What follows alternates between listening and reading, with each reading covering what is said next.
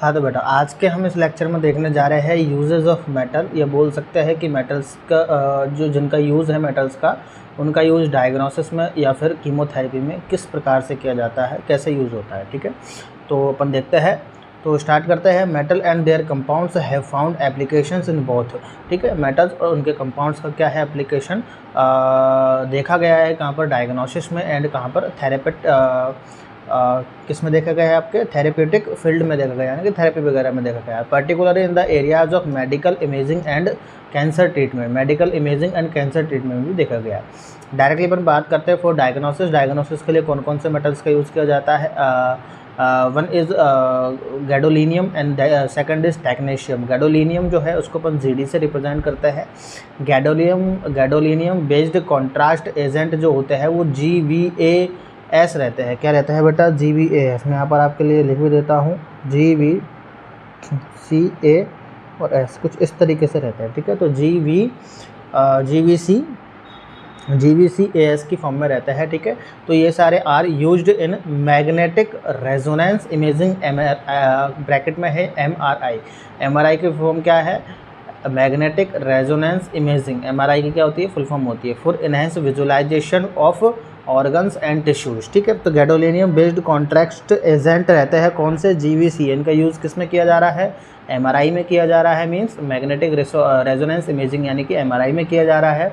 और कहाँ किया जा रहा है, enhance visualisation of organ and tissues. Organ और टिश्यूज़ के क्या किया जा रहा है, जो विजुअलाइजेशन है, जो अपन उनकी क्लिक करते हैं, जो MRI में अपन को जो विजुअलाइजेशन होता है ऑर्गन्स और टिश्यूज़ का, उनको क्या करना जा रहा है, इनहेंस यानी और बेहतर करने में यूज़ किया जा रहा है किसका, गैडोलिनियम का। These agents content GD+3 ions. इसमें गैडोलिनियम है, जाहिर सी बात है गैडोलिनियम +3 ऑक्सीडेशन स्टेट में रहता है। ठीक है, पैरामैग्नेटिक नेचर का आपका रहता है। अब बात आती है कि सर पैरामैग्नेटिक नेचर का रहता है, इसका मतलब क्या है, that improve image contrast by relaxing time of nearby water protons. ठीक है, अब फॉर एग्जांपल्स की अगर मैं बात कर लेता हूं तो एग्जांपल्स ऑफ GVCAS यानी कि गैडोलिनियम बेस्ड कॉन्ट्रास्ट एजेंट का एग्जांपल क्या क्या हो सकते हैं आपका, एक तो हो सकता है मैग्नेविस्ट, एक हो सकता है आपका गैडेविस्ट। क्या हो सकता है, मैग्नेविस्ट एंड गैडेविस्ट हो सकता है। ठीक है, आप इसको पढ़ सकते हैं गैडोपेंटेटेट, और आप इसको पढ़ सकते हैं गैडोपेंटेटेट डाईमैग्लुमाइन, और ये जिसको अपन शॉर्ट फॉर्म में मैग्नेविस्ट भी बोल सकते हैं, दूसरा नाम इसका।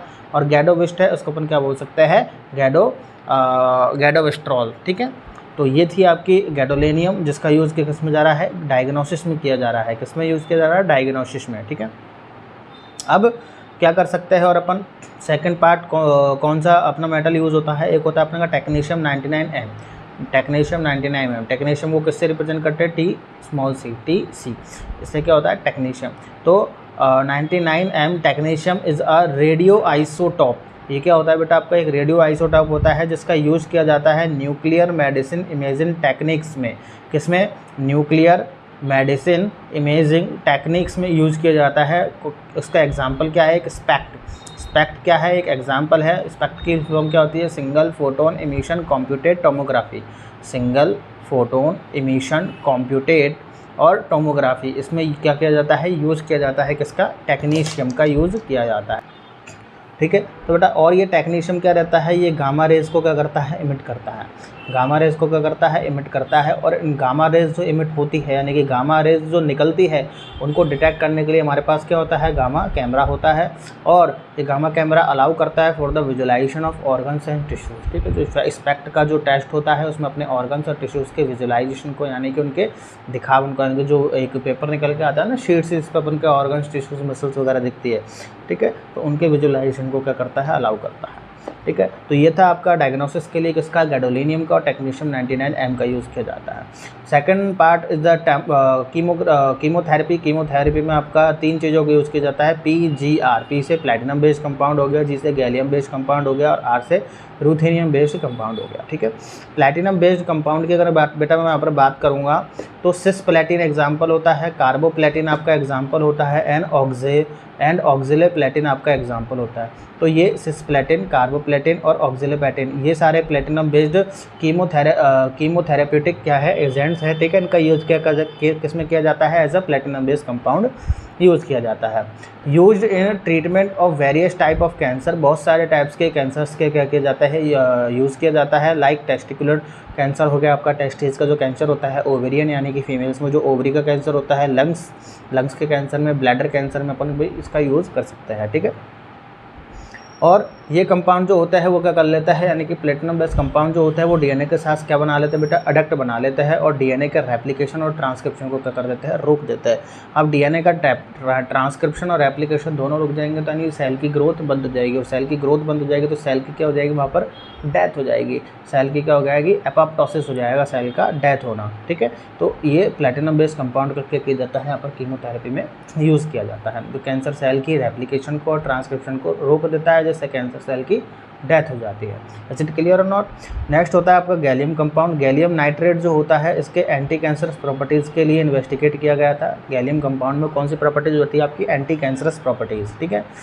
तो treatment of non Hodgkin's lymphoma and bladder cancer, ठीक है, इसका किस किस के लिए यूज़ किया जाता है, नॉन हॉकिंग्स लिम्फोमा के लिए और ब्लैडर कैंसर के लिए यूज़ किया जाता है। गैलियम कंपाउंड जो होता है कैंसर सेल के आयरन मेटाबॉलिज्म के साथ इंटरफेयर करता है, जिससे जिससे क्या होता है, साइटोटॉक्सिक इफेक्ट होता है, जिससे क्या होता है आपका साइटोटॉक्सिक इफेक्ट होता है। नेक्स्ट कंपाउंड की हम बात करें रूथेनियम कंपाउंड की, तो रूथेनियम बेस्ड कंपाउंड जो उनसे होते हैं वो आपके होते हैं तो नामी ए, NAMI, तो नामी ए आप इसको बोल सकते हो। KP1019 के आप नाम से भी अपन इसको जानते हैं, ठीक है। आप इनकी फुल फॉर्म यहाँ पर देख लीजिएगा, आपको डायरेक्टली बेस्ड आप नाम याद रख सकते हैं, तो नामी ए के नाम से, और एक आप रख सकते हैं KP1019 की हिसाब से। तो ये कौन से होते हैं आपके, दोनों रूथेनियम बेस्ड कंपाउंड होते हैं। देन नेक्स्ट मैं क्या बात कर सकता हूँ कि ये सारे क्या होते हैं, एंटी कैंसरस एक्टिविटीज़ में पार्टिसिपेट करते हैं। इन पर्टिकुलर स्टडीज़ में क्या की जाएगी, इनकी पर्टिकुलर स्टडीज़ में ऐसा मिला है कि इनके अंदर क्या होती है, एंटी कैंसरस एक्टिविटीज़ होती है। These compounds are interact with protein and DNA leading to cancer cell death, ठीक है। तो डीएनए कैंसर सेल जो होती है उसकी डीएनए और प्रोटीन के साथ इंटरेक्ट करता है और कैंसर सेल को करता है डेथ कर देता है, ठीक है। और ये तो शॉर्ट फॉर्म में, इसको आप देखिए मत, ठीक है। तो बहुत बहुत धन्यवाद आपका। आपने इस लेक्चर में क्या देखा, बहुत बहुत धन्यवाद आपका। आपने इस लेक्चर में क्या देखा, यूजेज ऑफ मेटल का यूज़ कहाँ हो रहा है, दो चीज़ों में आपने यूज़ देखा, एक तो था आपका डायग्नोसिस एंड एक आपका था एक कीमोथेरेपी, ठीक है। बहुत बहुत धन्यवाद आपका। वीडियो में बने रहने के लिए बिल्कुल सब्सक्राइब कीजिए चैनल को और वीडियो को ज़्यादा से ज़्यादा शेयर कीजिए, ठीक है। तो नेक्स्ट टॉपिक के साथ मिलते हैं अगली वीडियो में। Thank you.